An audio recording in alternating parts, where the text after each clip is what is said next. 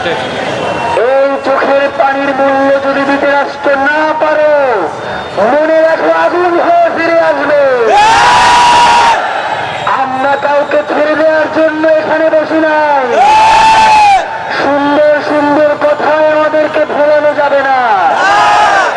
একমাত্র তোমরা আমাদেরকে এইখান থেকে কোন পদ্ধতিতে সরাইতে পারো সেটা আমরা বলে দেই।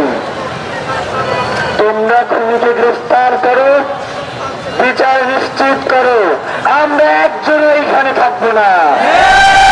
কিন্তু আমাদেরকে বুঝিয়ে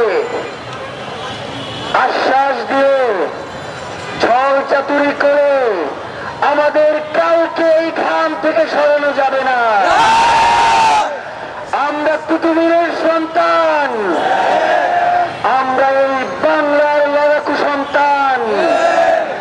আমাদের ভাইয়েরা ব্রিটিশ শাসনের বিরুদ্ধে 200 বছর লড়াই করেছে, তারপরে তারা আজাদী ছিনিয়ে এনেছে। 47-এ বাংলার জমির আজাদী এসেছে, 71-এ আজাদী এসেছে, 24-এও আজাদী এসেছে। কিন্তু সকল আজাদীর ফল ভোগ করেছে ওই সুয়ারগুলা। ওই সুয়ারগুলা ক্ষমতায় বসেছে, তারা কোনোভাবেই জনগণকে প্রাধান্য দেয় নাই। আপনাদের কাছে অনুরোধ জানাই, শুধুমাত্র কারো